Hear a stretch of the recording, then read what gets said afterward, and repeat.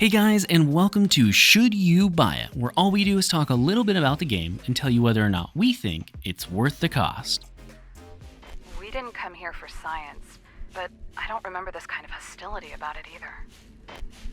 What were they doing here?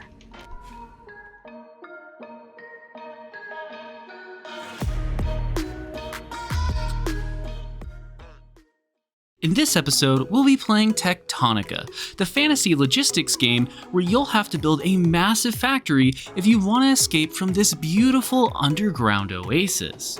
Now, before we get started, the first question that we'll always cover in these videos is what stage of development is the game in at the time of reviewing it. And in this case, the game is currently in early access and available on PC as well as Xbox for $30. It's also worth mentioning that you might be able to get this on Xbox Game Pass, so make sure to check it just in case you want to save yourself some money and you already have it. Now, if you guys want to save money on games, you should check out Humble Bundle in the description below. Humble Bundle will not only help to give you a discount on games sometimes, but will also help charity and support this channel.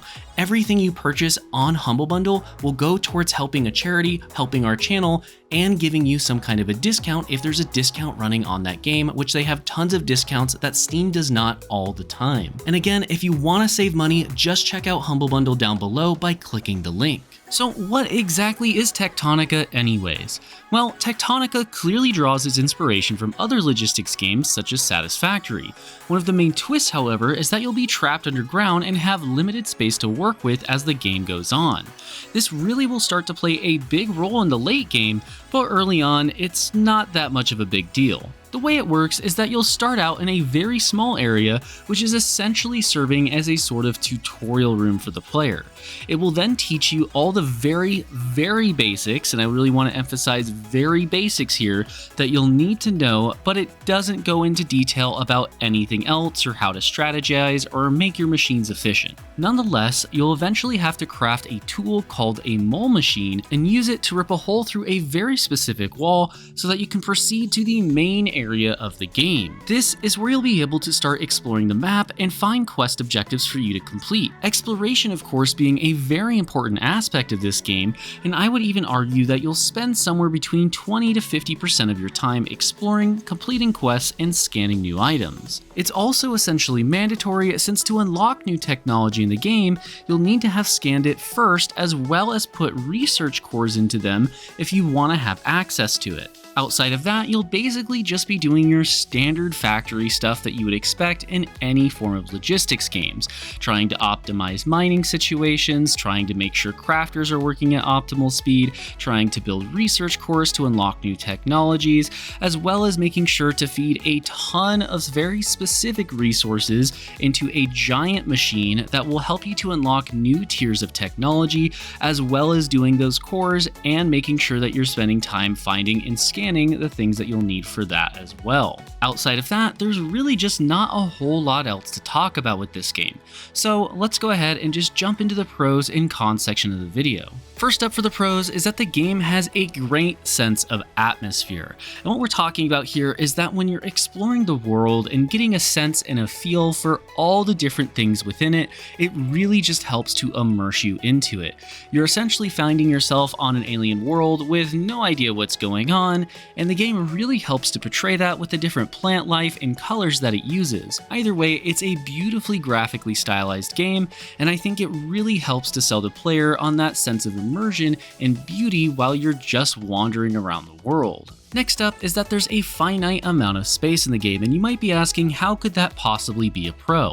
Well, the baseline here is that having a finite amount of space basically just means that you're going to have to work with what you have available. Unfortunately, this doesn't really become much of a challenge until you reach the end game, because the way you'll be taking up a lot of space is by building your factory and building research cores, which have to be placed in the open world in this game in order to unlock technology, and they are pretty big.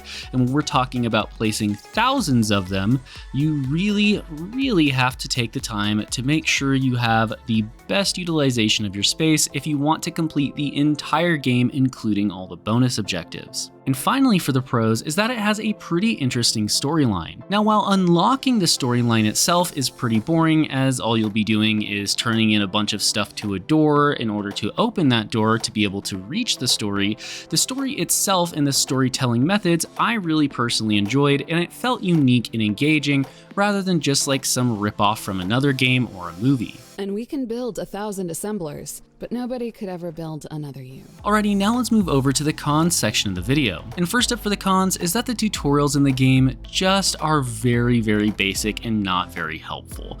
Yeah, it helps you through the first hour or two of gameplay, but after that you pretty much have to figure everything out on your own, and the tooltips aren't perfect yet. Therefore, if you're not experienced in logistics games, you can expect to have some challenges here and will need to do some Googling if you want to know how to play. Next is that it overall feels like a satisfactory game, just without the polish and without the depth in many different ways. This is hard to put into simple terms, but basically Satisfactory has a head start on the game, and this game feels like it's trying to be a copy of it with a different theme and some very slightly different mechanics, but otherwise just feels like Satisfactory when it came out into its first initial early access launch, except it also had some creatures and some other unique things going for it since it was the first major 3D logistics game to hit the market. After that is that there is some frame rate issues that you're going to encounter as you reach endgame. I personally have a pretty powerful PC as I need it to make these videos, but that doesn't mean that you're gonna have one, and if you don't, you can fully expect to be getting about 5 to 30 frames as you're reaching the endgame and looking at your factory. This is just something you're gonna have to deal with, unfortunately, so it is what it is. Next is that there are some major quality of life issues in the game.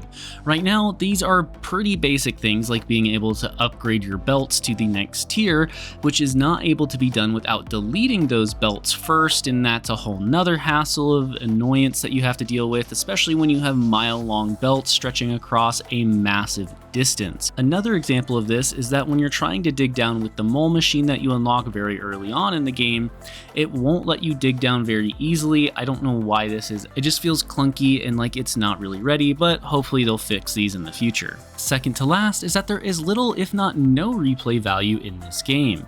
Once you've beaten it and gotten to whatever the end game is, there's really not a reason to want to do it again. So even if you enjoyed it an absolute massive amount the first time, it's not really going to be any much more fun to play again since there's just nothing different. It's a very standard map, and once the map's been played and you know where everything's at, there's no reason to vary from your build methods or vary from your optimization methods or wherever you want to create your factory. Hopefully this will be fixed in the future, but I wouldn't keep my hopes up. And finally, my biggest con for this game is that finding new research is a massive pain, and if not near impossible for certain researches without using a third-party map. To me, having to jump out of a game to go do research is absolutely awful. I hate it, it's not fun, and it's not enjoyable in any way, shape, or form. A great example of this would be if you look at Minecraft back in the early days, they actually didn't have any way to tell you how to craft things, which did have some value when survival games were just starting. But now that people have already played the game and people realize that, hey, I can just Google how to craft something, they now have a craft system in-game that just tells you all the recipes that you could possibly want to know. Unfortunately here, having to go to that third-party site to find things is just not fun and completely breaks the immersion that the game's trying to put you in constantly, since there are so many that are so important for you to find. So now it's time for the rating for the game, and when we rate games, we want to get 1 hour of enjoyment out of every $1 that the game costs. So for this game in particular, in Techtonica, we would want to get roughly 30 hours of enjoyment out of the $30 cost of the game. And after playing this game, we give it 4 out of 10 potatoes. Now it's really important to note here that this is partially due to the fact that it's an early access and it could improve over time.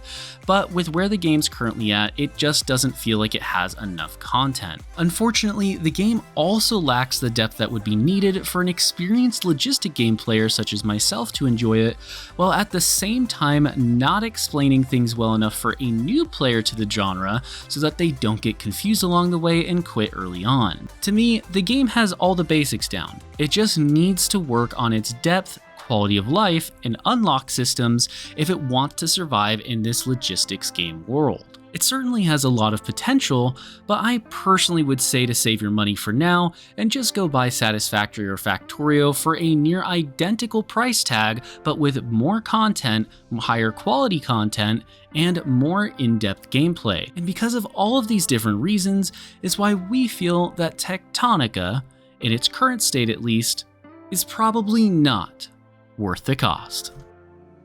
Thank you all so much just for watching this video. Make sure to like and subscribe if you want to see more content like this. We do also have a TikTok, so feel free to go check that out. We put all sorts of different content out there. We're covering different types of games, but I do want to give a quick shout out to our Platinum and Above channel members, which currently include Caustic FPV, Jonathan S, Gerald89, Jim Phillips, and AZ Blackbird. With all that being said, I'm Game Advisor, and I'll see you in the next one.